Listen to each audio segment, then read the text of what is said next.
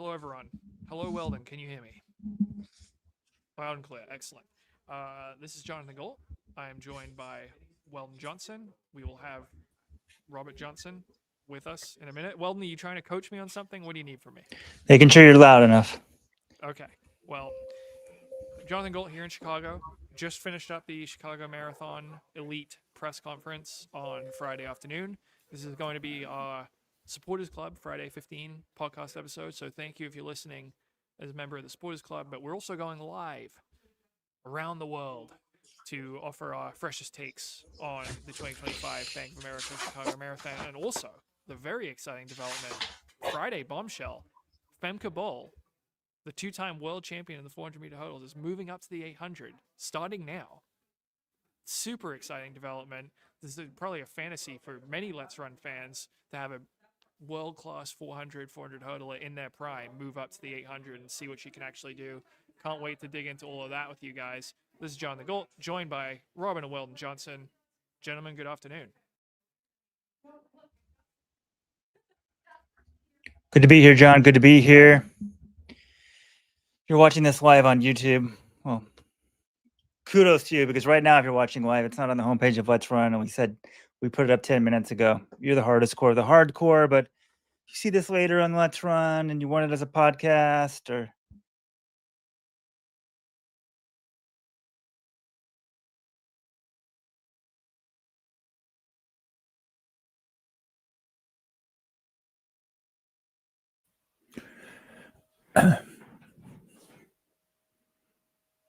Did Weldon cut out there for you, Robert? He certainly did. Okay. Look, if you join the Supporters Club, people, you won't have any of these audio problems. It'll show up crystal clear, no mistakes. oh. Okay, guys, I'm back. I'm back. You know, getting back in the swing of things after the Tokyo Worlds. I was saying you got to join the Supporters Club if you want this. We now have a QR code up there. Not sure how you can click on the QR code on your phone, but go to letsrun.com/subscribe. Join today. Let's get this show started, John. We're world famous. My wife just got back from business trip to Asia, Singapore, Hong Kong, and Tokyo. And the CEO of her company, I'm like a legend in his eyes now. The husband of one of her coworkers was at the Let's Run meetup in Tokyo, and somehow this randomly came up. So we're now titans in the industry throughout the world. My self-esteem and ego have never been bigger. It's Rojo level ego right now. So let's have a great show, John. And you were telling us some of the insights you learned. I think this one's going to be great. Excited about today's show. I'm excited too. I got to ask Robert, what are you more excited about, though, Chicago or the Femke Bol news? Why would I be excited about Femke Bol? This happens all the time where people give up their main event to move up in distance. Jeremy Warner did it. Just kidding. I'm excited about Femke Bol, but I'm more excited about Chicago. Jacob Kiplimo versus John Korir. It doesn't get much better than that. We've got, this is a heavyweight fight. You got Korir. He won Chicago last year. He won Boston this year. He said he wants to run under 201. If you're going to run under 201, though, shouldn't you might as well break the world record? You got Jacob Kiplimo, marathon number 2, telling John he's in better shape, apparently. Also refusing to answer some questions that John asked him. So we'll get into that. We'll get into Femke Bol. I've coached. My coaching was so good back when I was at Cornell. I had a number of 400 guys, a number of 400 hurdle guys begging for me to move them up so they could come under my tutelage. I have expertise on that as well. All right, John. What did you learn? I always say, like, it's not cheap to fly out to these races. What did you learn from being in person, there in person, that you didn't know before landing in Chicago and not spending thousands of dollars? Yeah. I mean, the John Korir thing, him confirming he wants to run at a 201, we kind of already had an idea he wanted to be in that ballpark. I did talk to his coach, Ron Mann. They're hoping to go out around 60-30 for the first half. So hearing him say that, and he's feeling very confident about where he's at. It's good to know, and I imagine Kiplimo wouldn't commit to going with it, but I'd have to think Kiplimo is going to go with that pace, because he was saying, his first marathon, he was kind of tentative. He didn't want to. He was worried about just even finishing the race, which is kind of tells you how much respect he's giving the marathon. This guy's the half marathon world record holder, and he's still thinking about, I don't want to totally blow up. But he said he's upped his mileage for this one. He said 250 kilometers a week, which is like 155 miles a week. I tried to clarify, like, is that your average mileage, or is that what you're peaking at? He's like, no, I was doing a few weeks of that. So he's done a lot of volume. He feels like he's responded to it well. And I expect him to run faster than he did in London, which is 2:03:30 something. So that's going to be interesting up front. And then TBD whether anyone else is going to go with it, or if there's going to be a group at like 61 or 61:30.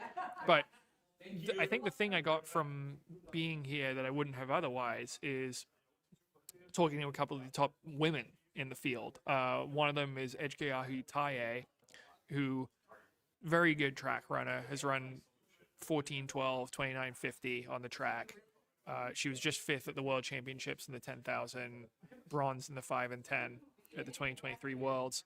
And I thought it was interesting she's making her debut, because she started out this season by running Grand Slam track in Kingston, and then kind of took a break from the track, and then pops up at Worlds.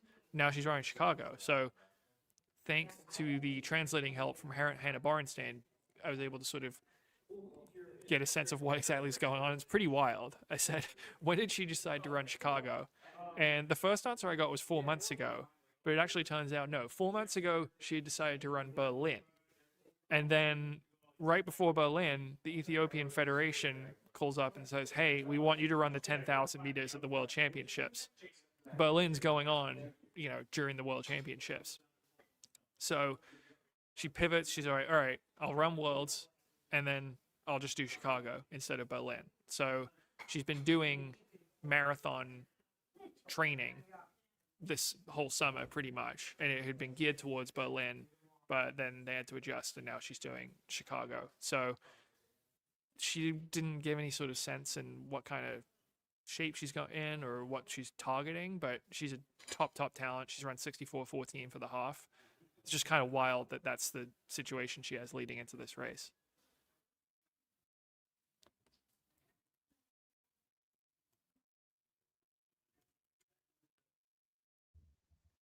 John, they're saying to raise your mic volume if you can a little bit.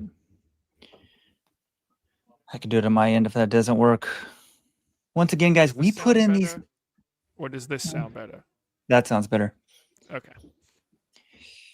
We put in these quirks on the live show just so you join the supporters club. Bang the icon up there. Rojo, you were trying to say something before I jumped in to tell John about his mic problems. I just want to say out to my friends in Chicago, Artie, supporters club member, everybody else. I had a great time there last year. I'm upset that I'm not there this year, because beautiful weather. It's a nice city, and the interpreter Hannah is amazing. I mean, she's American and she speaks like perfect English, perfect. I mean, she's like as white as me, and then she's a big running fan, so she can really ask. She can get these people to answer the questions in a way that you don't get at other majors. So she should be at all the majors, in my opinion. But and just to clarify, Robert, about this Taye situation, she was announced for Chicago back in the middle of August when they debuted the field. So maybe this switch came 2 months ago, but I think initially the plan had been for her to run Berlin. And you're seeing right there why we're talking about one of the reasons like why Western athletes are doing so well. And I do think part of the story is the Western athletes sort of have their act together.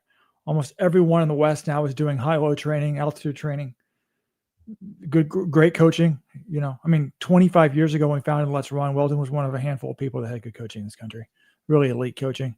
Now, thanks to the internet, almost everyone does. But like our federation, love them or hate them, they pretty much stay out of the way. They don't force athletes to do. They don't do dumb things. They don't make dumb selection processes. They don't tell someone you have to run the worlds when they're getting ready for Berlin. So that's just kind of wild. Like, I mean, maybe they knew Ethiopia was in trouble, but does fifth place really do anything for Ethiopia? She didn't medal, but she was in good shape, and I'm excited to see what she can do. I mean, where does she rank all time on the world 5,000 meter list? If this was,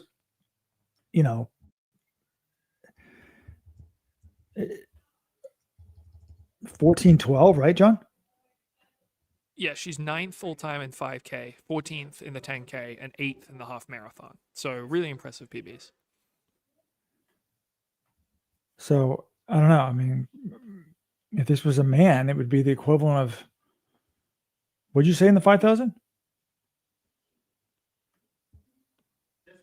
9th. Well, guess who 8th all time in the 5,000 is? Jacob Rob Kiplimo. Oh, Kiplimo. Okay. Well, Grant Fisher's indoor time is what? 12:44. That would place him 11th. So it would be pretty exciting, actually, if Grant Fisher was making a debut, right? So. Yeah.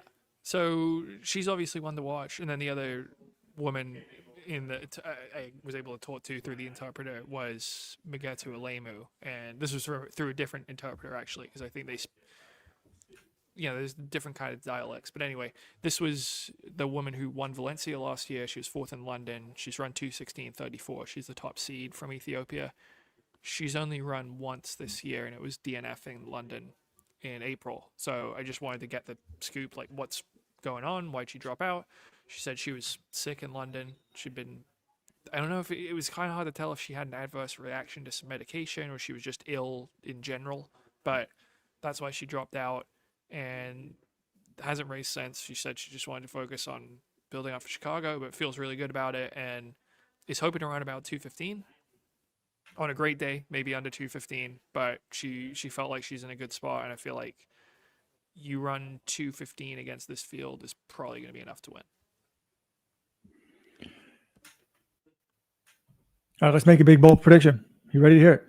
I know who's going to win the 2025 Bank of America Chicago Marathon on the women's side. It will be someone from Ethiopia. Yeah, Robert, I was looking at the elite field and I kind of made a list of like potential winners. I think there's only 4 women under 220. They're all Ethiopian. And then Taye, the big debutante, is also Ethiopian. So I think that's a safe bet. I mean, I think that if Murder Limo is ready to run 2:15, I mean, what's the fastest debut in history? Like that would be a tall order for Taye to do that. Yeah, I think the fastest debut I can remember is Gide running like 2:16 in Valencia in 2022. So, like I said, I think if Alemu runs 2:15, that will probably win. Did you get a chance to talk to any of the females, any American women?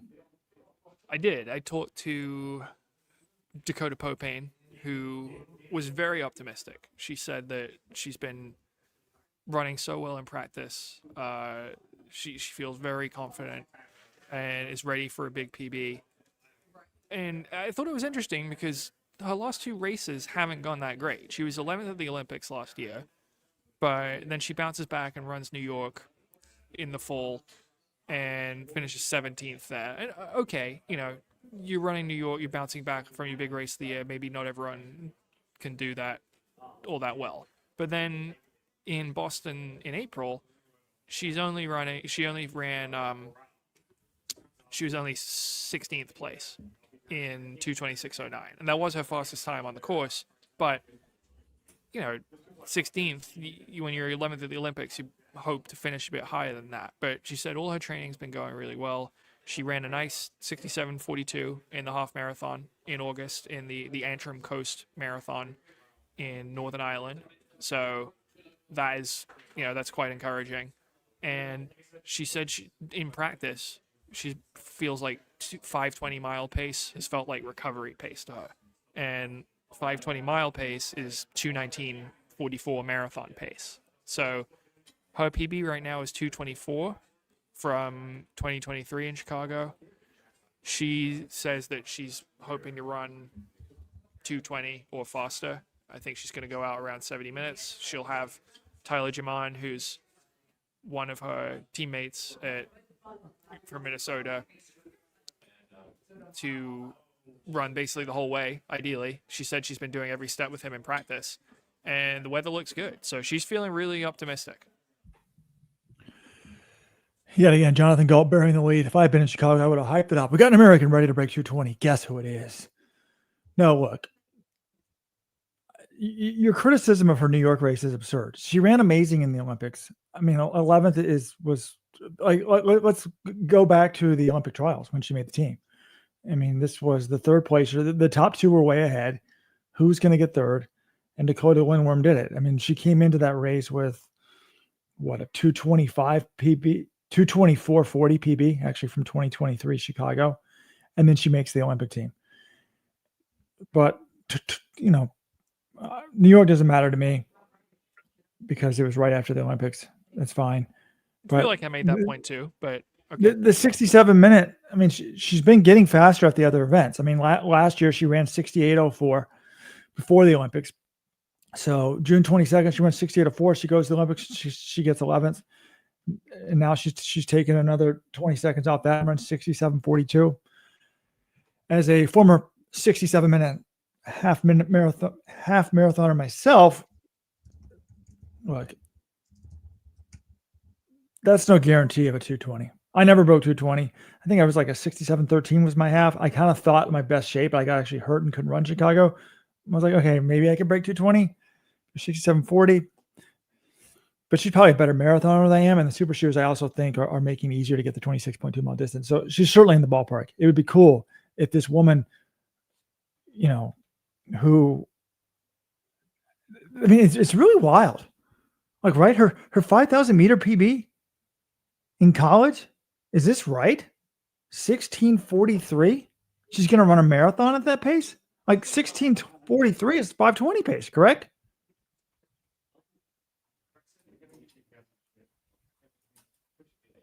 Yeah, I mean, she hasn't. I think she finally broke 16. Maybe she did as an en route split somewhere. Like I don't think she'd done it as a pro either because she kind of moved to the roads. But yeah, no, we talked about it when she made the team. This is a walk-on D2 runner who played hockey in high school, and then she becomes an Olympian, and then she finishes 11th at the Olympics. So it's really inspirational. Right. This is one of the where your dreams become reality stories of the sport. That's why people loved it when she made the team. But guys, right, when she made the team, we weren't thinking, oh, wow, she's going to go on and run faster than Dina Castor. I mean, if she can really run sub 220, I think it shows two things. One, the game has changed tremendously. But also, like, she's just doing it for everyone who dreams out there and keeps it alive, because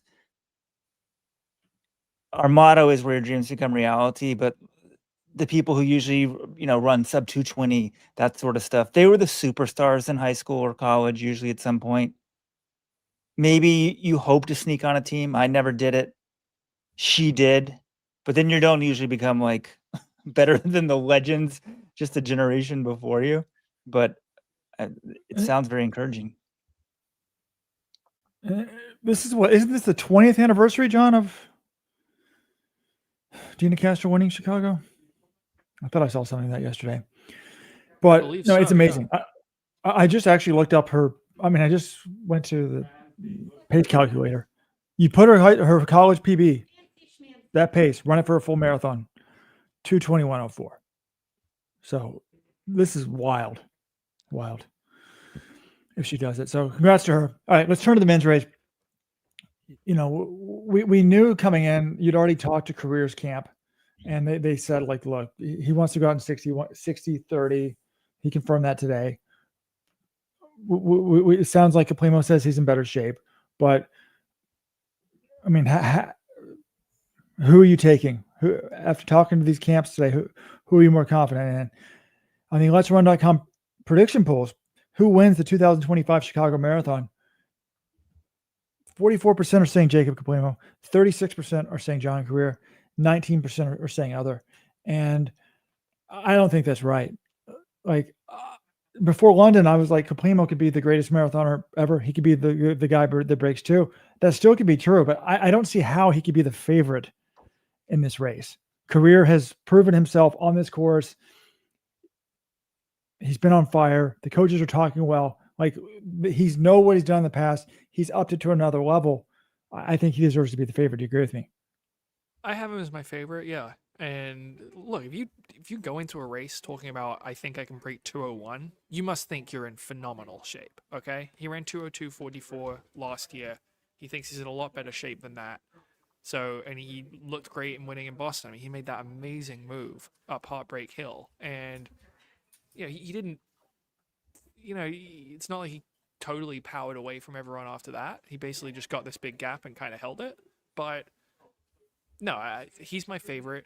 I do think ultimately Kiplimo probably has a higher ceiling in the marathon, just because Kiplimo, and that seems wild to say of a guy who thinks he can run 2:00 something on Sunday, but Kiplimo's a lot younger and he's got that ridiculous half marathon PB 56:42. But yeah, would it shock me if Kiplimo just, Korir tries to run 2:01 flat, Kiplimo hangs on and then just pulls away with a few miles to go? No, but I do have Korir as my favorite because he's more proven in the marathon.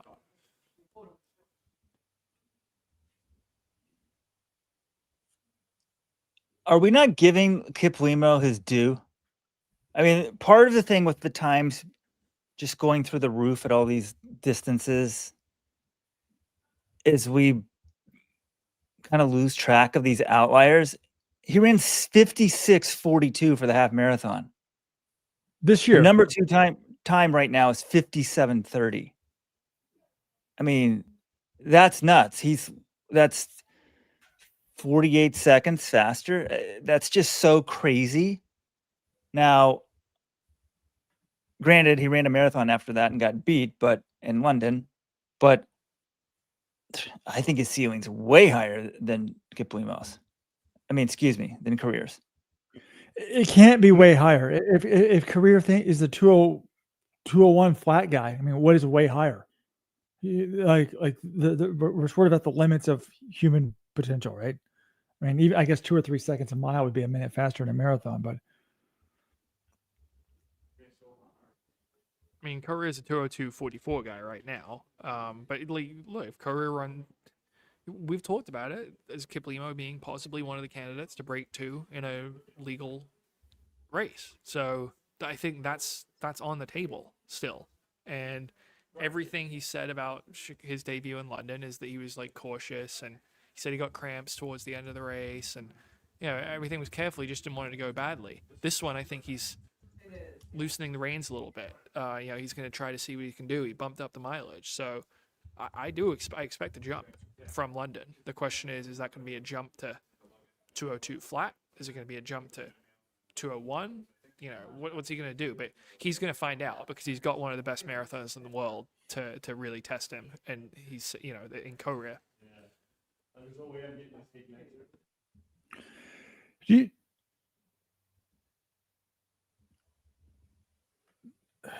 I mean, I'm looking at the all-time list in the half marathon here.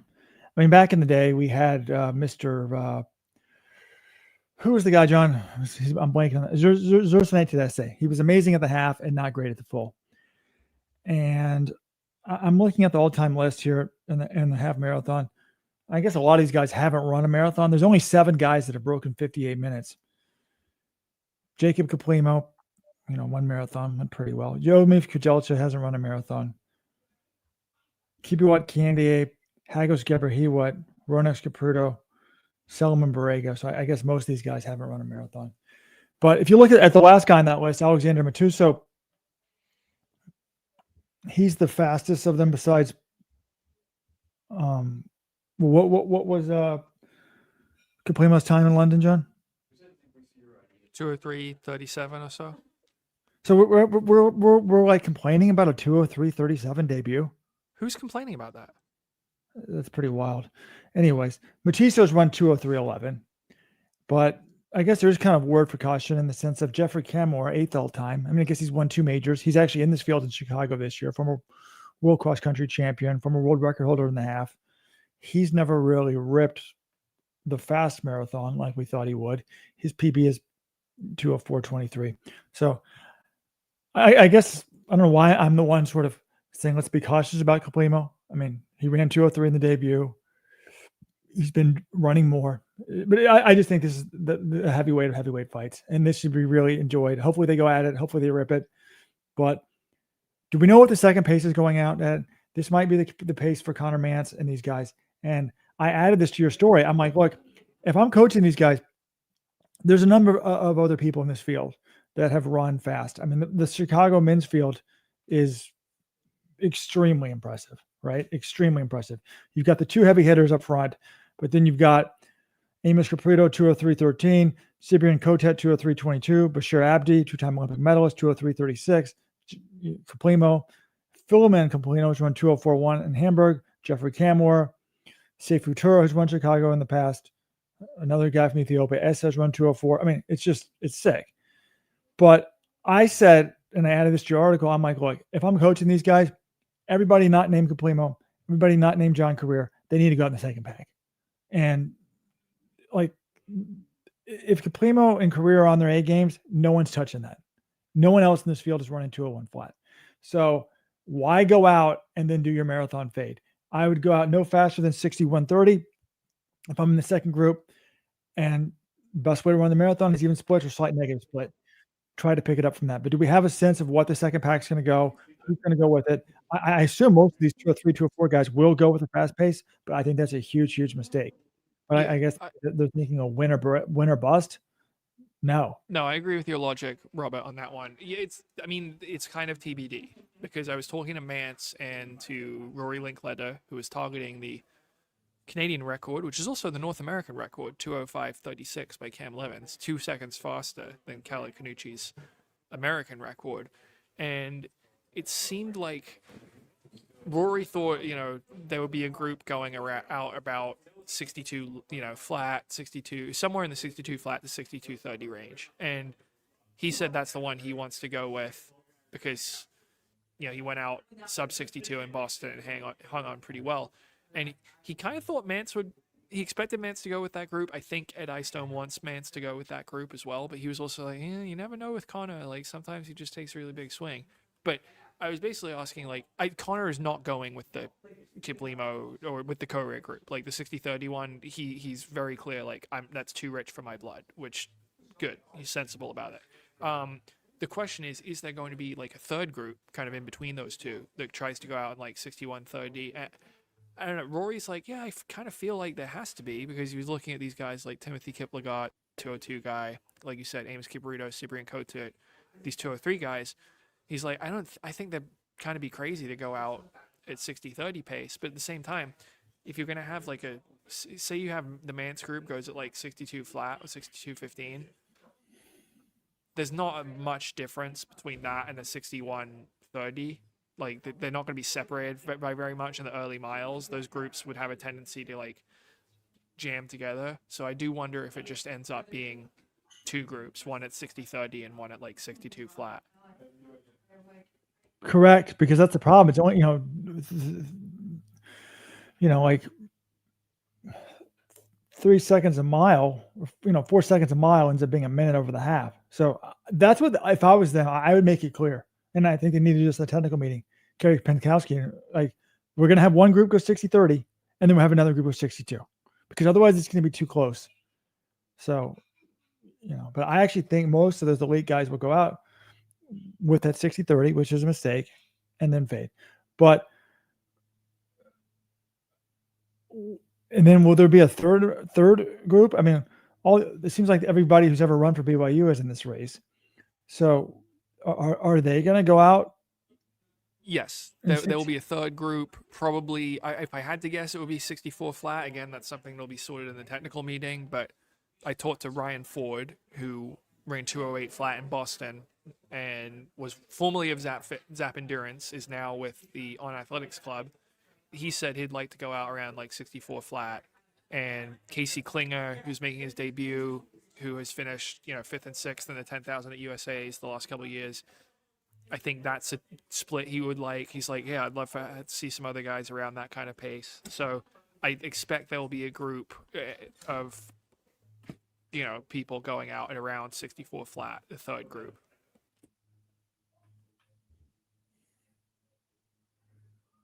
Wait, John, what was the exact split for the Mantz link letter group that we think? There isn't an exact split given. Like Rory said, he expected it would be somewhere between 62 flat and 62 third D. When I talked to Ed Eyestone earlier this week, he said he'd be comfortable with Mantz going out between 62 flat and 62.15. So I think it'll be somewhere in the 62 to 62.30 range, but these things aren't sorted until the technical meeting on Saturday.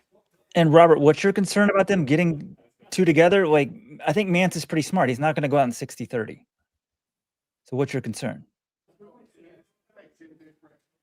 No, my concern is if you try to have three groups, they're going to be too close together. So I think there's only going to be two elite groups. There's going to be a 60-30 group, and there should be a 62 flat. And let's appreciate 62 flat. I mean, the American record is 205.38. So 62 flat is still a minute and a half over that. And we talked about it on the regular podcast, like could he run 203? I was kind of scoffing at it. I mean, is it possible he runs 203.59? I think it is.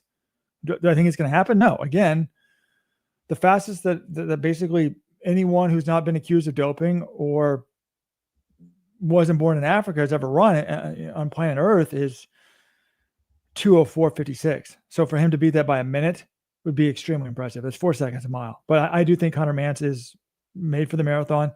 And I really think he's had no hiccups here in this build up. He's what, 28? Is that what you said? He's 28. Yeah, he's got everything going in his favor. He's been healthy. This is when you hit full send and right. you just you send it. And well, I don't know if you can cue the clip up, but essentially I was asking, Connor about some comments that Ed Eyestone made when I talked to him earlier this week. Ed was saying, I think we might swing for the fences a little bit more than we had in previous races. And so I asked Connor, the American record, that's a goal, but he's already run 30 seconds faster than the American record in Boston. Just wasn't record eligible. And I think most people would agree Chicago with these conditions is going to run faster than Boston did in April, which had a little bit of a headwind. So I asked him, do you think about going faster than that? And he said yes. I've got a clip, John. I would like to, if everything feels right, I would like to be able to go through 18 miles at a pace where if I needed to pick it up, I could break 204. But there's so many variables, and that's kind of that's high hope. I mean, I think he said it well. So I think that sort of indicates, you got like 62.15, 62.30. Well, 62.30 would probably be pretty hard to come back. I mean, my gosh, 61.30. Yeah, I think you just go out around 62 minutes, see what happens. But we had this whole discussion on our regular podcast on Tuesday. Like, this Khalid Kanuchi record has been there for 23 years now. It's sort of crazy. It's now, what, 140th fastest ever in the world or something? What is the number? I think it's 181st. I had it on the regular podcast. It's even worse than I thought. And I'll play this other clip from Mantz. I mean, the American record's out there, but the time is so soft now. As we just pointed out, Cam Levins would be the American record holder. Rory Linkletter's talking about breaking this time, but he also realized he's got to beat Mantz if he wants to be the North American record holder. And Mantz said he's been thinking about the American record, ever since he first started running, but now his sights are higher. Oh man, the American record, it's really been on my mind since before I ran my first marathon. I wasn't going for it then, but it was on my mind. I'm going to go for it one of these times. So now it kind of just feels natural. I mean, I didn't make it public, that it was in my mind until after Boston, because everybody knows after Boston I'm going to go for it.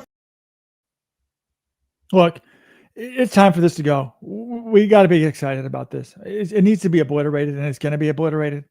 But how did Galen Rupps never hit full send? Did he ever go for it? I mean, how did Galen Rupps and Mo Farah ever get the times? He did go for it in Chicago in 2018 and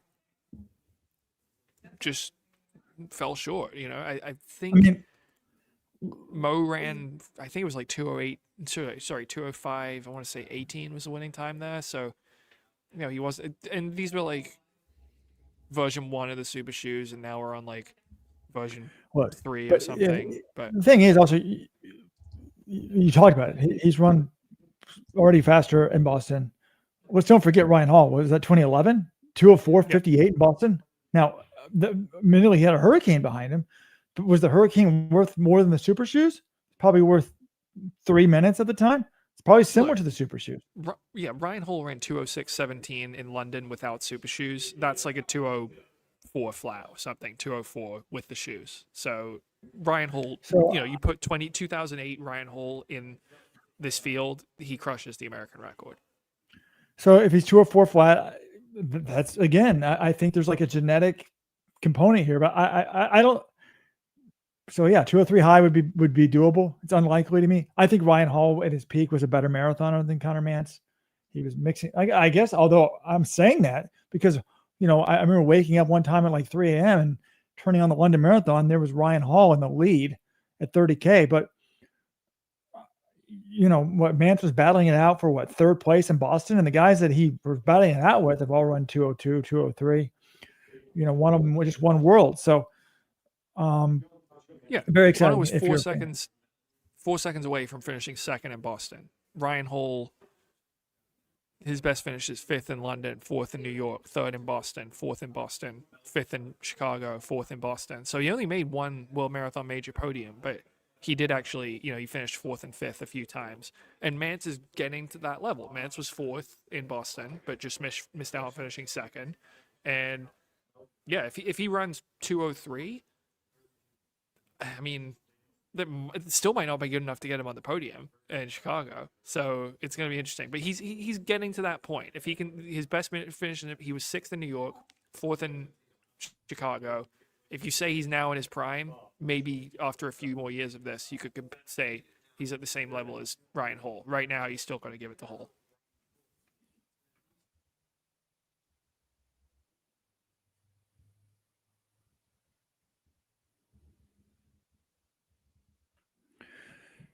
One thing about Mantz, I mean, you could say, well, the talent has to match, but he always thinks big. I was looking back at this. Remember, like, we spoke to him, I think it was before his, like, half marathon debut. I was trying to figure out where this was. It was the U.S. Half Marathon Championships in Hardyville, South Carolina. Still not even sure where that is. He was like, I may break Ryan Hall's record. At the time, like, Ryan Hall's record was, like, what? Like, this was in 2021. This was the legendary, 59:43? Like, it was, like, 13 years old? What? I can't remember when that record was. 14 years old. Come on. 14 years old. And yeah, so now he's just not like, oh, I'm going to sneak in there and run 205 high. He's like, can I run 203s? And I think, you know, that's a possibility how it's, if Canucci wants to have his record on Monday morning, he should encourage Mantz to run as fast as he can that first half, because that's the way you don't get the record. But the sport has evolved. Connor's not content to just like break an American record, which is crazy because this record has lasted for 23 years. Canucci wants this thing to go, though. I was talking to David Monti. He talked to Khalid Canucci, who apparently has lived in Morocco for some time at this point. He was here in the race. I didn't get a chance to talk to him, but he just said, yeah, it's well past time that someone breaks this record. All right, John, hit settings and then auto adjust audio settings. Someone is still complaining. You sound fine to me, but you're a little soft, but not way soft. But auto adjust mic. No, I guess it's controversial to talk about immigration, John. John's probably got no problem with someone moving from Morocco, making their name here, getting citizenship, and then moving back home. I don't have a problem with it as a dual citizen myself. I do find it a little odd that he ran for Morocco until he was about 30, moved to the United States, ran for the United States for a few years, became a citizen, and then moved back to Morocco. But again, like, you know, would it be a problem if I lived in England and I moved over here and then moved back to the US, to the UK? I don't know. I don't really mind, but I was like, oh, it's kind of weird that you'd move over, become a citizen, and then move back. But, you know, people can live their own lives. the financial opportunity was much bigger here. And then he's from Morocco, it's home, and it's like he can live like a king there from what he saved up. Whereas stuff's a lot more expensive if he wants to live in the United States. Makes sense to me. I can see why people might want to criticize it or something, but to each their own. John, you're being called a globalist here in the comments. That's usually not, for whatever reason, oh, we're all citizens of the world. I think when someone throws out the term globalist, it's never a compliment, John. All right. Is there anything else we need to be talking about Chicago?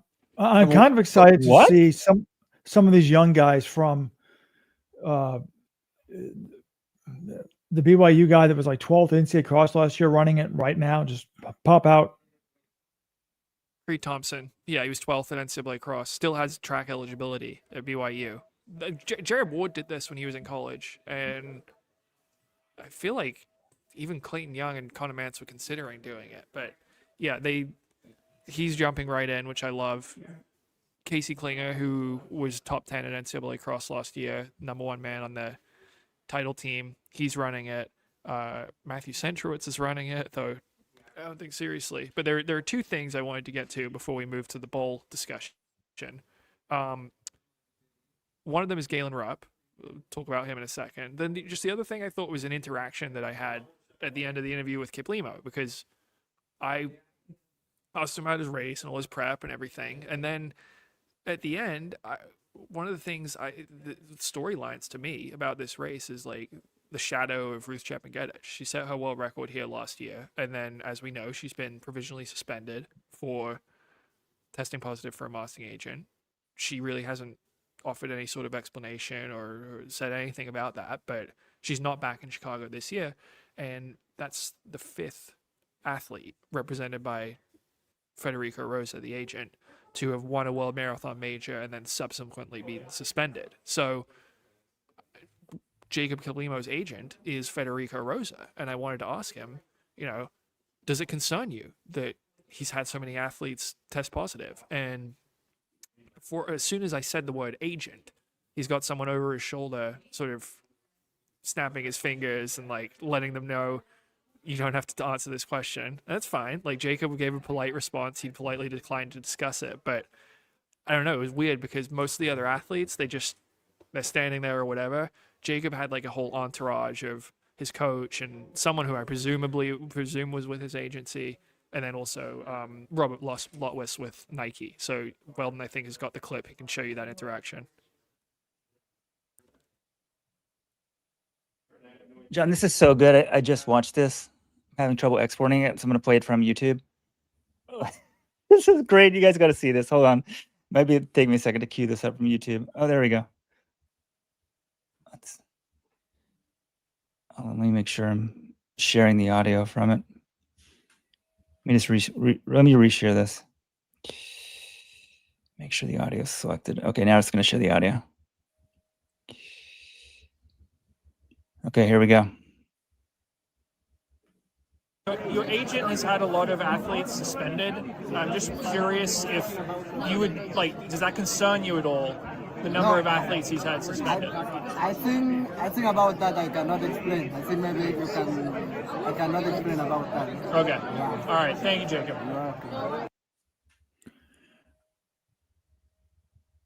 Oh my God. We need to make ourselves the center of the story. That's unbelievable. Those of you listening on the Supporters Club podcast, you don't see the audio. You need to see the video clip. You see people in the background treating him like a child and hitting him on the shoulder and like notifying him that he can't answer this question. This is unbelievable. There's no journalism left. Like, this is a totally legitimate question. Good for you. 5 world marathon majors have been suspended by the same agent. That's a joke. Like, these people just keep expecting us to be fooled. Like, and to be honest, I never respected Clete Canucci's record because I heard a lot of rumors too about him. I have no proof, but it's just time after time after time. When they don't get popped, we're supposed to celebrate it. And when they do get popped, we're supposed to still not ask about it a year later. So this is a joke. Like, well, I should have gone to Chicago. I mean, last year, 18 members of Kenyan Parliament went off about me and said I asked a ridiculous question when a woman ran a 2:09 marathon. I said, hey, people are going to think this time is too good to be true. What would you say to them? What are you going to say to them, Ruth? And then 18 members of Kenyan Parliament said, I accused her of doping. I didn't. Andy Burfoot directly accused her of doping. Yeah, in the back of my mind, was I wondering if she was doping? Yes. I thought it was very unusual that someone who claimed they were self-coached was running minutes better than everybody else in the world. Some woman from the middle of Africa is smarter than all the coaches in the world who train and do this full time? No, fool me once, fool me twice.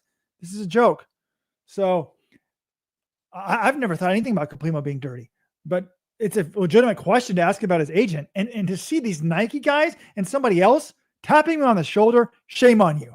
Shame on you. Nike, you need to be leading the way. You've got more money, more force, whatever.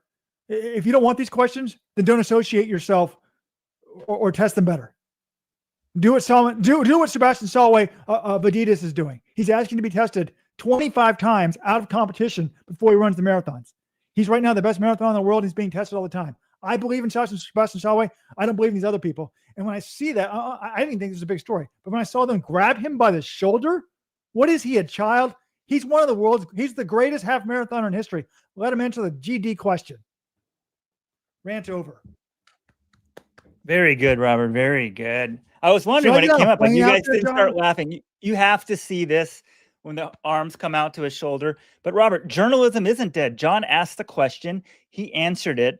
But it is sort of crazy, right? They're like, oh, if you're with the agency, I get it, right? You're just like, oh, don't talk about this. Like, just let's stick our head in the sand, or we don't want people to associate something negative with us. Well, the negative part is like so many of your athletes who you're representing are testing positive.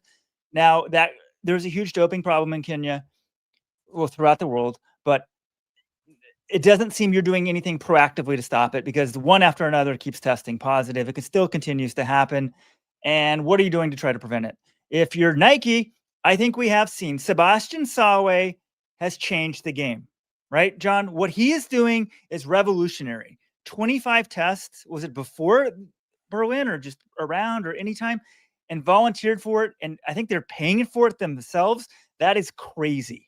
Like, that is nuts. But it shows Nike. I don't know why a Nike representative would have any problem with this question. And Nike, yes, I guess you pay his salary, but like, you really have no idea what's questioned or what he answers.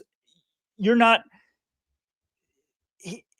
I guess they would consider himself like almost like the owner of a professional sport or something, the marketing person. But like, no, if he's being presented to the media, he determines what he answers. But if you don't want any association with this, do what Adidas is doing. Do something all along, because for now, like, honestly, since we got involved with this sport, and I'm now 52 years old, sorry, Robert, and people are like, I wish Nike would do more. There was rumors with Athletics West or something. Or do you lead for clean sport, or do you follow along in the wake of others who are trying to make the sport cleaner?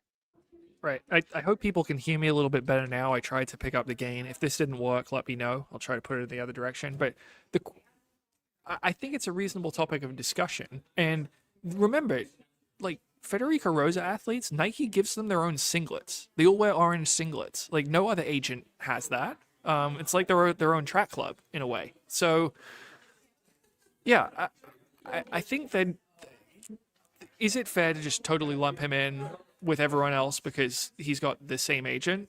No, I think you can. I have no doubt that with the number of athletes Federico Rosa represents, a bunch of them are going to be clean. But that is people are going to say, well, okay, why are you still with this agent? He's got a lot of athletes who are testing positive. Like, have you considered leaving? I think it's a legitimate question to ask. But the other thing, I guess, is like, is there going to be some accountability for someone on this? Because I was talking to another agent, and they were here in Chicago, and they're just saying, like, look, are they sending back the commissions they get on these bonuses they paid out for the winners of the marathon? Like, how many athletes, like, if you've had 5 world marathon majors, champions suspended, how many is too many? Is like 7 the point where you just stop getting invited to pro fields? Or is it 10? Like, is there a breaking point? And I think that's something you gotta ask. Because I was looking at some of the other pro fields. Like, Chicago's got a couple Rosa clients. They've got Jacob Kiplimo, I think one other in this year's field, but I didn't see any Rosa clients in the Boston Elite field from this year, and I don't see any in New York. So it's, I feel like perhaps some of these races are realizing, like, hey, we just don't want to take the PR hit if one of these people tests positive. And is that fair to someone like Jacob Kiplimo, who has never tested positive? I don't know. necessarily, but he's also got an agent with all these ties to athletes who tested positive. And I don't think that means that Federico Rosa is actively doping these athletes, but you've got to ask, like, is he doing enough to sort of make sure this stuff isn't happening? But you seem to want to put all the impetus on the agent. What about the races? Let's come up with a list. Which races have had the most people banned? They're inviting these people. They don't care. They have the same numbers we do. So, Well, I mean, Robert, the races want the top athletes in the world. I don't blame a race for inviting someone because they're not supposed to invite someone because they have the same agent. But I think we need to start pressing back at the Rosa agency and at Nike. Nike should be furious. These athletes ripped Nike off. They were cheating, and Nike paid them hundreds of thousands of dollars. But I guess, is Nike saying, oh, it was worth it because they broke the banner with a Nike singlet on? No, Nike should be furious too. So all these races, here's what it should be for going forward. Legally, I don't think the race can go after Chepengetich's whatever they paid her out from last year. I don't think, maybe you could structure the contract if in the future you test positive, we'll come after the money, or you stagger the money and say, if you test positive anytime, we won't pay the final installments. But I don't know legally how they can get the money back from her. It's gone. She stole it. Assuming all the bans hold up, it's gone. But they could say, look, here's the new rules. If you're an agent and your athlete tests positive in some time frame or whatever you want to do it, and we paid your athlete, we want your commission back. Until you pay it back, you were getting no athletes. None of your athletes will be in our race. Zero, none, because the Rosas have taken their commission on all of these athletes who have taken positive. Some have broken world records. Presumably, the Rosas have made hundreds of thousands of dollars off of this, or the agency. And why not keep going forward? There are literally no repercussions to them. And Nike should also demand, hey, Rosa, the money we paid the athlete, hundreds of thousands, some of them probably get hundreds of thousands of dollars. You get a commission on it too. We want that back as well. Nike should be demanding money back. Like, this is sort of crazy. Like why? What? They sponsored Lance Armstrong for years. What do they care? Why do they care? Well, they're going to care maybe now if people like us point them out and start calling it out. But they camouflaged Shailene Flanagan and Galen Rupps shoes and had them race in the Olympics in it. I called it mechanical doping. Everyone thought I was crazy. They don't give a S. They just want to win. Okay, Robert. Robert, time has changed, right? Women didn't used to get maternity leave in the sport. Now they do because of outside pressure. Winning at all costs used to be acceptable. And now society's saying, look, maybe it's not. Maybe if you give someone a shoe no one has access to and don't really come clean till after the race, that's not fair. So time has changed. Pressure matters. Like, Nike has done more innovative in this sport than anyone in the last 50 years. Let's not cut the BS, right? That is, I think these other shoe companies are now rolling over. They set the standard. We ask our intern, like, hey, one pair of shoes, you have to race. What shoes are going to be? And he said Nike. Of course. Because they're pushing the boundaries in performance, but you can push too far. So it's time for rebalancing at Nike. There's a lot of people there, I'm sure, at Nike, internally at Nike, who care about this stuff. So let's push back. Let's push for a clean sport. Let's lead the way. There's some people here are very skeptical in these comments, John, about the Sebastian Sawe testing. Do you know how it works? There's a comment here by WZ. 25 tests a year, so a test every 22 weeks. I wonder if they can dope predictably if the tests were on a schedule. I assume the tests aren't on a schedule like this, but take it. It was 25 tests in the 2 months leading up to the Berlin Marathon. Yeah, so that's a test every 2 days. If you wanted a microdose and then take the test, microdose, 2 days later, no, you're gone. Like, God bless you. That's good. It hasn't. I used to be angry years ago, and then I gave up. Wasn't mad. But when I saw them grab him by the shoulder, for some reason, I just lost it. But yeah, Nike's done an awful lot for this sport. They sponsor practically the entire pro. I mean, look at the medal count in Worlds. Nike, 42. You know what fourth was? It was Asics with 8. New Balance had 4. They have 10 times as many medalists as New Balance. New Balance is a drop in the Nike pebble. Adidas had 33. Puma had 25, by the way. All right. The rant is over. I forgot. I mean, if this was a real sport, wouldn't people be calling me to interview? 844 Let's Run, 844-538-7786, online Facebook, online Twitter. I mean, seriously, I haven't done a single interview. Like, our sport is dead. There's no like mainstream coverage. Like, has anyone said last year a woman ran 209? Is there an article in the Chicago paper? Last year a woman ran 209. People questioned it was too good to be true, and it turned out to be that she was a doper. Like, has anyone written that article in the mainstream press? There's even mainstream press coverage of this meet anymore. But yeah, I haven't seen it. Interested. Yeah, maybe you should interview yourself, Robert. I will. What about? Okay, let's talk about Galen Rupps. I went on the homepage and there was like, I had to push back. I mean, I put it up. I was in charge of the homepage last night. I'm in charge tonight. Is Galen Rupps done? Chicago Marathon could be his final stand. I was like, where did this come from? I assume that Weldon took part of a small part that you wrote about Galen Rupps in your overall marathon preview and gave it a new headline so that ChatGPT or AI or Google would find it. Well, I thought this was clearly, so you would find it. It's essentially with what the article was saying. I'm like, this is interesting. People need to say it. And I didn't say anything to you, and you're talking about it. And if it doesn't go well, I think it's a very legitimate question. He's 39 years of age. He's been injured. But guys, no. He's back. He's talking about his mechanics. It sounds like the Galen Rupps of old, John. Well, if he's tinkering with the mechanics, we're back. They've been trying to fix his mechanics for years, though, and it wasn't working, the last 3 or 4 years. So he seemed in a pretty good mood. He seemed fairly optimistic, but he certainly was like, look, I'm not what I once was because of the training. And he said, I'm healthy, the healthiest I've been in years, which is good for him. He had hip surgery after the trials that sidelined him for a while. He wouldn't say exactly how long, but he didn't race again until this July, and he did a couple tune-up races. Yeah, he thought that perhaps he was a little fitter than those races showed because he's in the midst of a marathon build-up.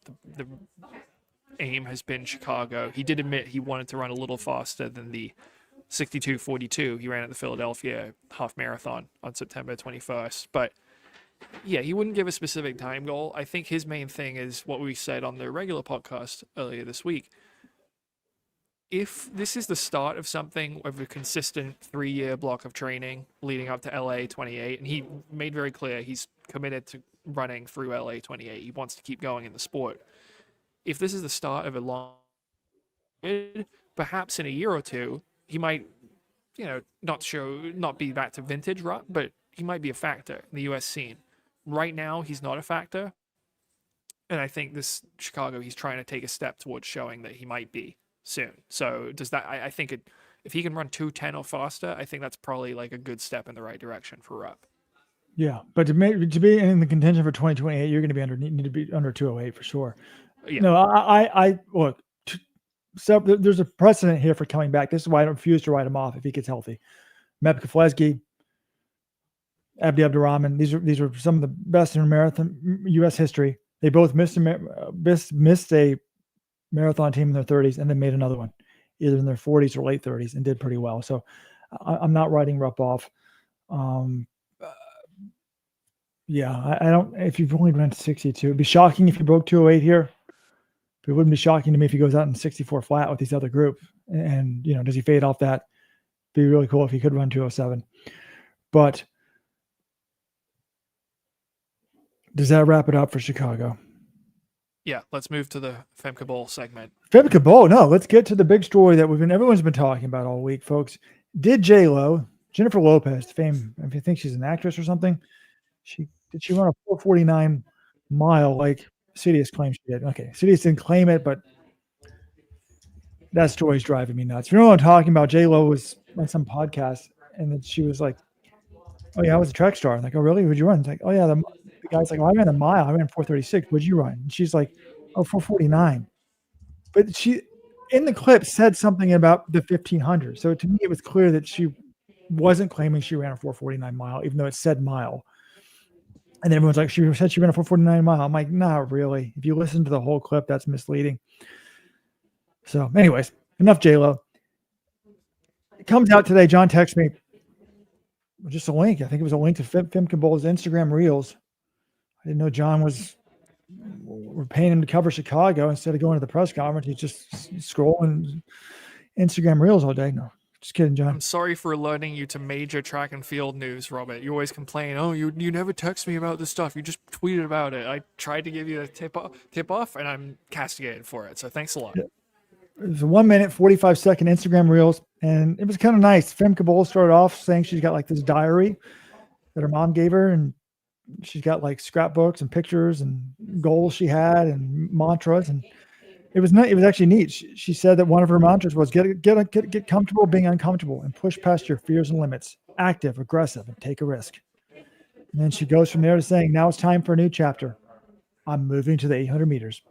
I've learned so much from hurdling, and I really loved it.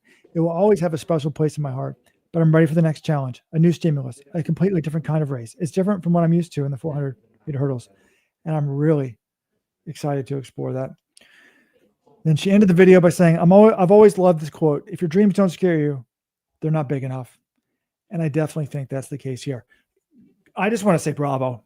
Absolutely bravo. I love this. I analyzed it without even asking you guys. I said, wait, let's run or totally think this is amazing, because to be an athlete, you got to be motivated. And to be honest, what's going to motivate her in the 400 hurdles? She did not set a personal best this year, but she did win a second world title. But she's miles better than everyone in the world not named Sydney McLaughlin-Roney. She's won 30 straight Diamond League 400 hurdle races in her life. I mean, she would be at like close to Edward Moses type win streak. I know she did lose to Anna Cockle in the Olympics, but it's only because she tried to beat Sydney McLaughlin-Roney. So she's way better than anyone else in the world, but she's not close to Sydney. Now, what's crazy is, I don't know if I'll read my article. Guess how many times Sydney McLaughlin-Roney and Femke Bol have ever raced? The 2 Olympic finals and the 2022 Worlds. She raced 3 times. Yeah. So she's never beaten Sydney 3 times. But, you didn't PR, whatever. I can see why that's not exciting for you anymore, because unless Sydney gives up on the 400 hurdles, you're not probably going to win that either. So she's like, I want a challenge. I'm going to the 8. And her coach has been trying to get her. I mean, we have videos from 2 years ago. My coach keeps talking about the 8. I'm saying, please no. He's been obviously pushing this on her, and he's won out. And she sounds like she's excited about it. And I just think this is unreal. So, Coach Lawrence Mooley, what do you guys think about this? Are you as excited as I am? I guess John clearly is, because he was asking me about the beginning of the show and I was downplaying it, but I am excited about it. I'm very excited. Now, this isn't a Bobby Kersey type coach. What's his background? He's in pushing the 8. I assume he's done something with the 8 before, the coach. But, I mean, a part of me is sort of weird. She's waving the white flag on the 400 hurdles. But do you blame her? And we've had the Kiwi sort of world record talk. Who knows? She's running Athos tonight. Got to get Athos in there. We have one more track meet tonight. The Athos women's only meet in New York. Alexis Ohanian was on First Take promoting it yesterday. This guy, the other track promoters, if they had 1 ounce of the promotion ability this guy has, it would be great. Now, that didn't translate to necessarily like a sold out audience, but like he's getting it out there, and he defended his wife to Stephen A. Smith. Just bravo, dude. Bravo. Like That clip was awesome. that was so good, because for no one knows what I'm talking about, I guess, what at the Super Bowl halftime music, we almost talk much about the Super Bowl halftime as we do the Super Bowl. Super Bowl halftime last year, what, John? Give me the lowdown.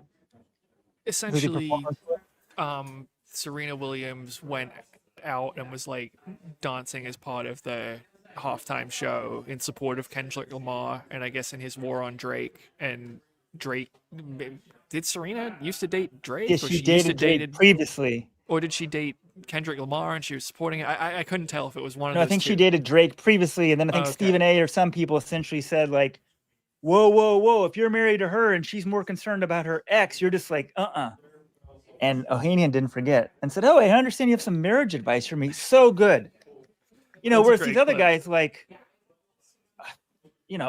Donald Trump insulted like Ted Cruz's wife, and they were all buddy. Stephen A was flustered, Weldon, which you rarely see Stephen A speechless, but he didn't know how to respond. But anyway, Yeah. no, You have to say something. Maybe these politicians did it in private, but the Femke Bol news, really excited. You just don't see something like this in track and field. You don't see someone she's 25 years old. She's in her prime. She just won the world title in the 400-meter hurdles. She's the world record holder at 400 indoors. And this isn't, it's not like she's losing a step or anything. She's like, I'm taking on a new challenge. And I absolutely love that. I'm curious what motivated her. Is it just because the 400 hurdles has essentially become boring, that she crushes everyone not named Sydney McLaughlin Lavroni? Or is it her looking at the Olympics and saying, all right, my best chance is a gold medal? I can either hope that Sydney doesn't run the 400 hurdles there, or she gets injured, or she tries to do the double and taxes herself too much, or I can just move up and take on this totally new challenge. I mean, she'd be an all-time track legend. If she can win a world title in the 400 hurdles and an Olympic gold medal in the 800 meters, or a world title in the 800 meters, I don't think anyone's ever done that in those two events. We've got a comment here, Rose Runner, saying former 400 hurdler Patrick Dobek of Poland, he moves up and medaled in the Olympics in 2021. But Patrick Dobek was not a world champion in the 400 hurdles like Femke Bol is. Femke's the best second best if you count Sydney in her event. She's moving up to something new, and I think her potential is quite high. Like, I think world champion is like the ceiling here. So that's going to be, I just love it. I love the boldness of the move. I love the quote that Robert said, that if your dreams don't scare you, they're not big enough. That's a very Sifan Hassan attitude. Her fellow Dutch woman would be proud. That's what the attitude we want from our best athletes. Femke Bol's one of the best athletes in the world. You want them pushing their comfort zones and trying stuff we haven't seen before. So I love this. This comment here by Matthew. She's only 25. I mean, she can have 10 more years, the 800 easily. I mean, I think your longevity is longer in the 8. I mean, Dalilah Muhammad is showing a lot of longevity in the 400-meter hurdles. And people are saying Kiwi should be scared. I mean, it's just going to be very exciting. Not that this event needed some excitement, but there's one other runner I immediately thought of. Did you guys have the same reaction? Just when you guys heard this, who did you immediately think of?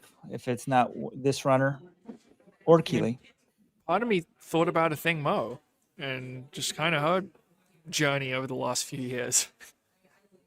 Correct, John. That is the correct answer. And, someone with great speed, what can they do in the 800? Well, that is a thing, Mo. And Bobby Kersey has stopped her from running the 400. She ran 1:59 this year. I mean, it's just sort of crazy where just how far she's regressed since winning the 2021 Olympics. I hope she can get it back. I mean, she had God's gift of speed, amazing endurance, a wonderful smile. I want to see a thing, Mo, doing what Femke Bol's trying to do, essentially, this event. Just start fresh. I don't understand why this made you think of a thing, Mo. It's the opposite of a thing, Mo. Because you're asking for a thing, Mo, to move down to the 400 and run the 400 hurdles. I mean, but we've criticized Bobby Kersey for doing this. He keeps trying to move a thing, Mo, up to the 1500. And we're like, why? She's not that runner. So someone could say you're being hypocritical. You're praising Femke Bol is not an 800 runner for moving up, but you're criticizing Mo because I don't think he understands it.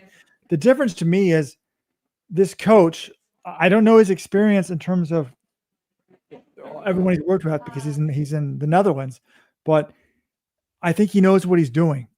He's coached. I mean, there was another 400 runner that he moved up this year, and she ran like 7 or 8 800s. I think she ran like 202 or something like that, but she's 2 seconds slower than Femke is at 800.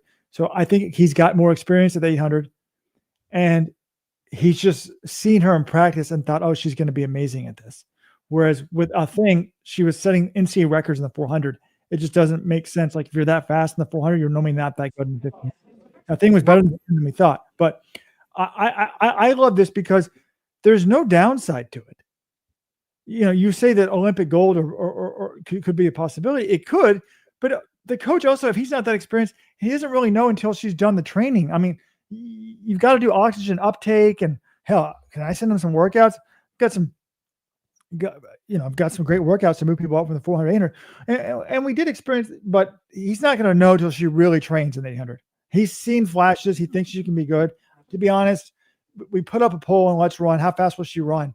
I think this is overstating it. 20% of people are saying a world record. I think there's a less than 20% chance that the 153.28 world record is broken by anyone in the next 5 years.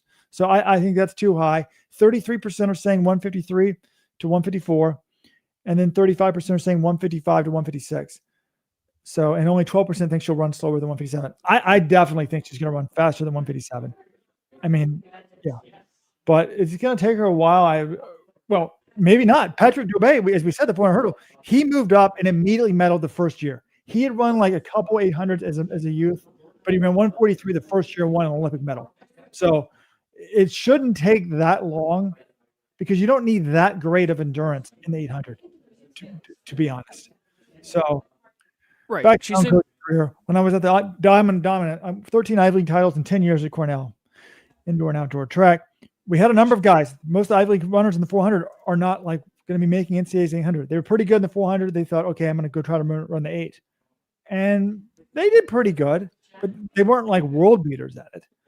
But I always claim the 400 hurdles is the closest to the 800. I actually think a 400 hurdle, someone who's got good endurance and you've kind of seen some flashes of it, I think they have a better shot of being good at the 8 than a pure 1500 meter guy coming down.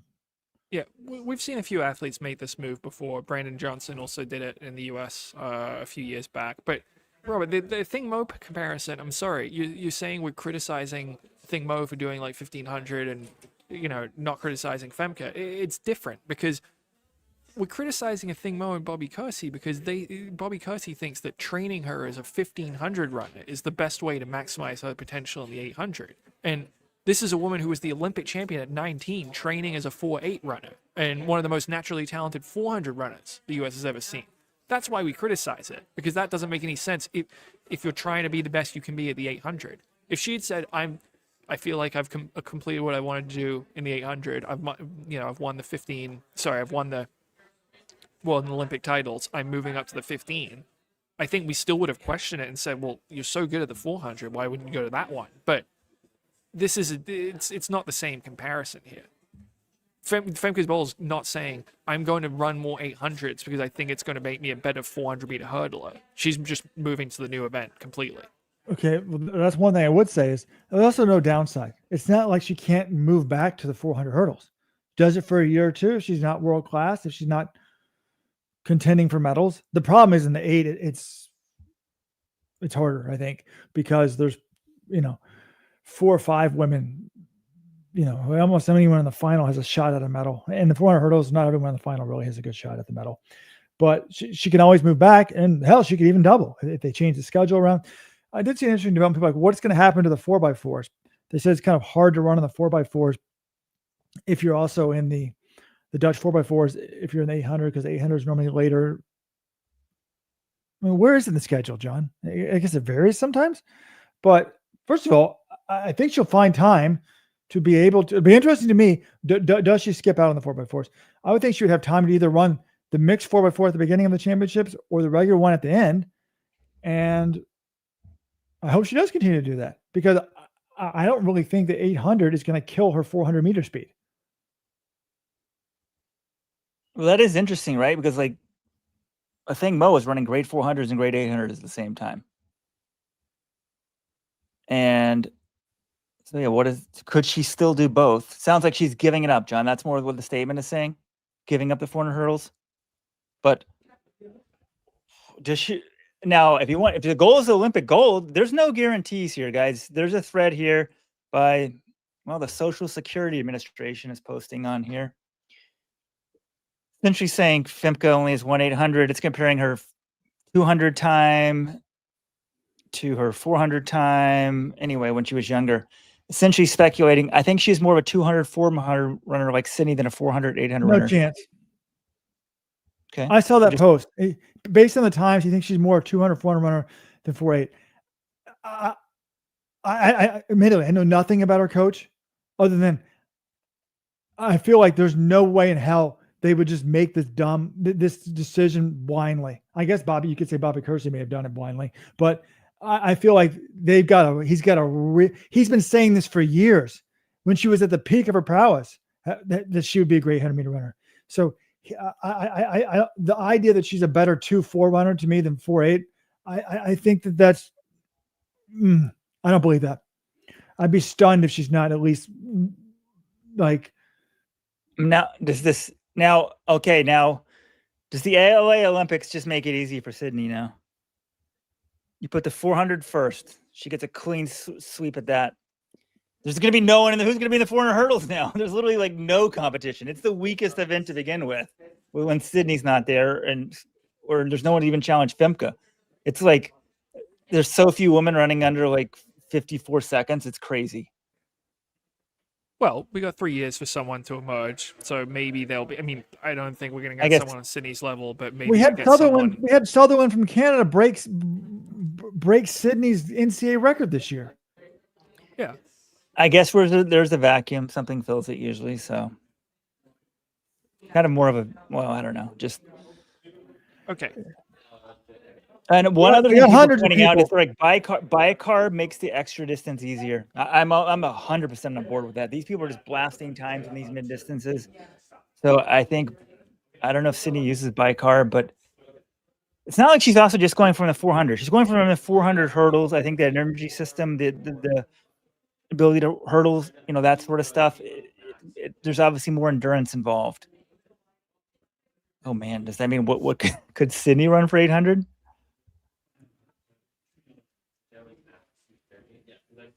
Do you imagine that Sydney just decides like she's moving up to the 800 for LA 2028 as well? I mean, so what's yes or no? Point out, Sage Hurta-Klecker just ran a 155. Like, no offense to Sage Hurta-Klecker, but like, we didn't see that happening.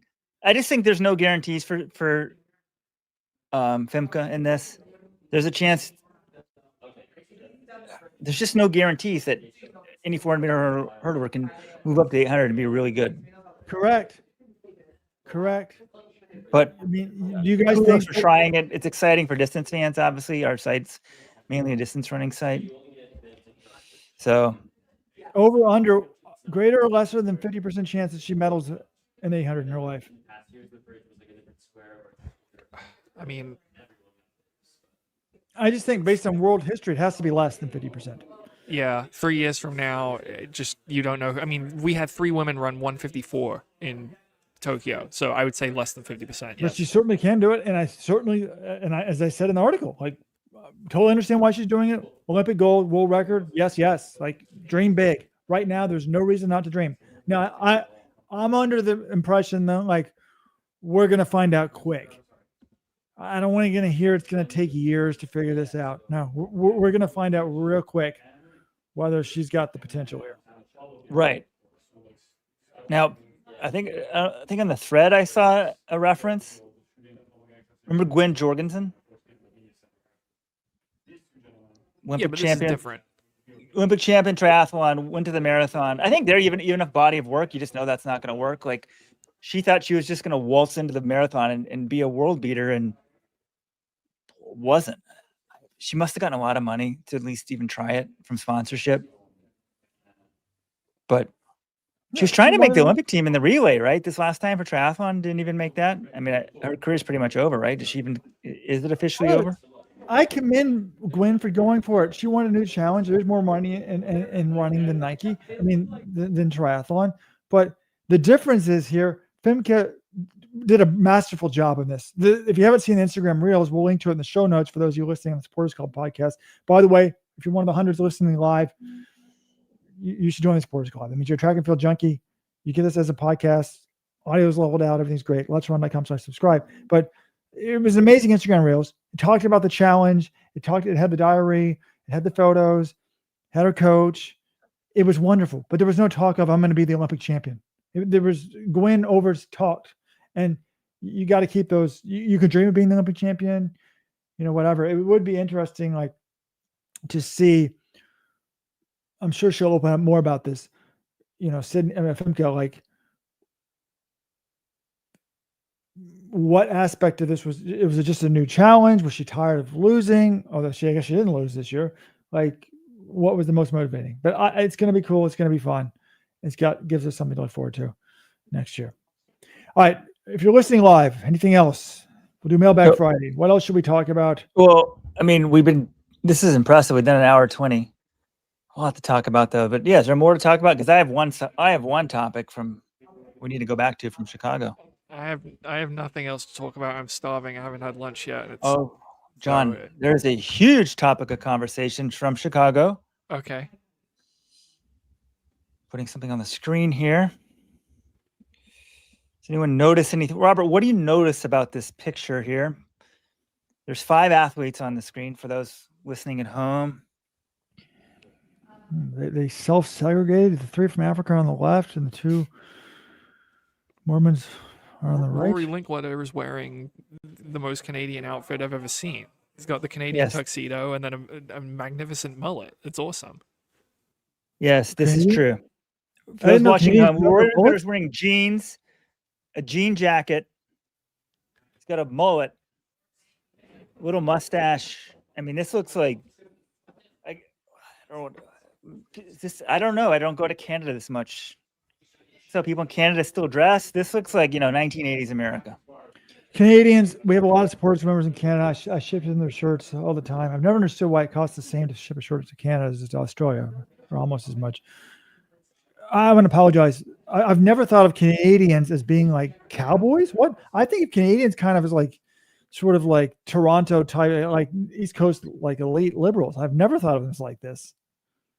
Oh, you need to go out west. No, Canada. Look, wearing the jean jacket and jeans.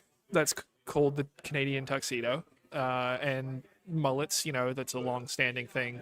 Canada hockey players, that sort of thing. I asked him about it, Rory, and he said, "Look, I'm being invited to speak at the press conference of a World Marathon major. Not many Canadians are invited onto the stage. I figured I might as well rep my country." And he looks about as Canadian as you possibly can. So I love Canada. I love our friends to the north, and I thought it was awesome. And he's going for the Canadian record on Sunday. So I thought it was a good way to kick off the weekend. I got some interesting updates. I guess John and Weldon are right. I apologize. This is according. I type in Rory Linkletter where he's from. This shows up on the far right hand side of Google. So I don't know if Google's writing this. It drives me nuts when these bots don't tell you where they're getting the information from. Calgary, a cosmopolitan Alberta city with numerous skyscrapers. Was this rapid growth to its center of Canada's oil industry? However, it's still steeped in the Western culture that earned it the nickname Cowtown, evident in the Calgary Stampede, its massive July rodeo, and festival that grew out of the farming exhibitions once presented here. Wow, Cowtown. Weldon used to live in Cowtown. My father's from Cowtown, the U.S. version of Cowtown. That is Fort Worth, Texas. And this is why I never paid attention to Texas. I didn't realize why I wasn't ignoring this aspect of Canada, because obviously they were competing with Texas to be like the 51st state. Like Texas, we were the best state when I lived there. And then Canada's been trying to let Trump let them in as the 51st state, but they haven't been successful yet. And Robert has to just hack everyone off. They don't even take that as a joke. It's like, I just apologize to the Canadians. No, I dig them, and they're upset about it. Yes, they'll be very upset. And probably not going to come to support. We had so many Canadians at Supporters Club meetup. Now they're all not going to come next time. Yeah, come on, man. I mean, I love Canada. I certainly don't view it as the 51st state, and I hope it doesn't. It was more to dig at Trump, true north, strong and free. So, go Canada. John keeps looking up. Is there like a Nike handler there, John, getting ready to like? No, there's no one here. Oh. We have some John and I have a good friend that works at Nike. We need to apologize. I went on that rant. What do you mean? We're helping Nike out. Like, it was great to have that passion. Like, can I say one other thing about Nike? They've brought people in from their past roots, right? So there's nothing wrong with nostalgia for the past, but what are we learning? Just because you say, oh, there was like good things in America in like 1960 doesn't mean you support racism or something like that, or 1920 or whatever it is. Like, you can say, oh, Nike was doing some really good things back in the day, but like turning a blind eye to doping in the sport wasn't one of them. Like, keep making great products, get back to your kick-ass marketing and say, hey, we're for clean sport. And people are like, yay, go Nike.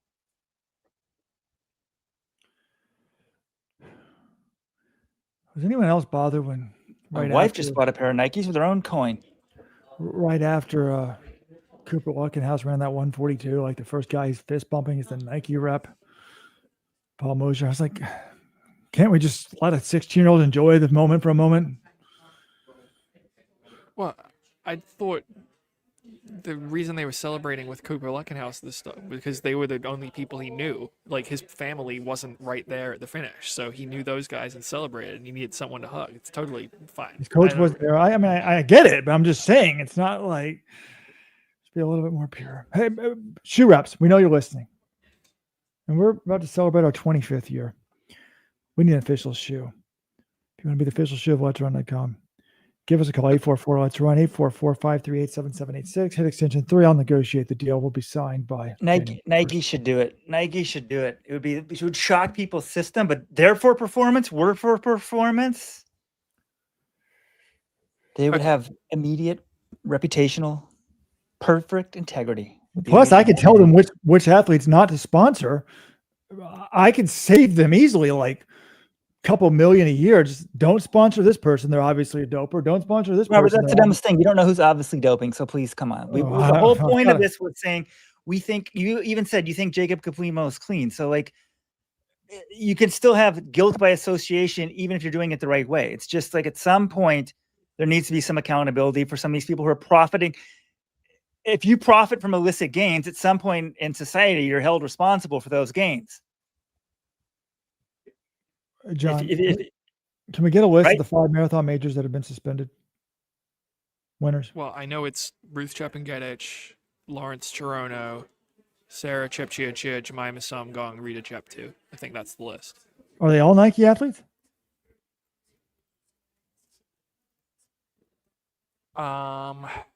I believe so. Wow.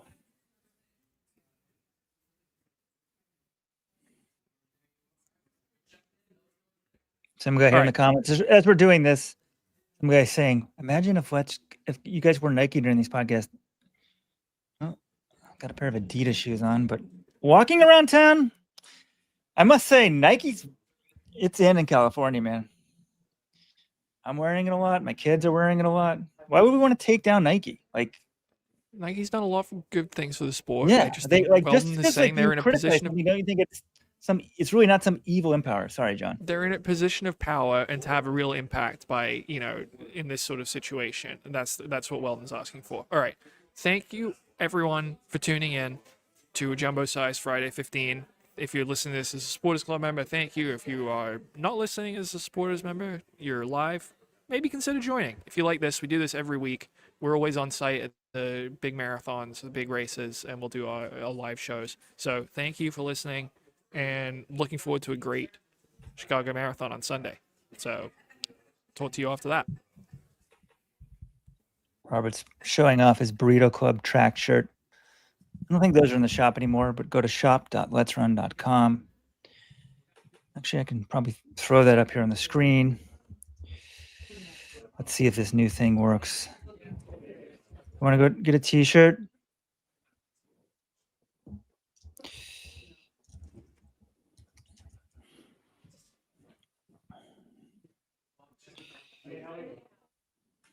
There you go. There's your QR code.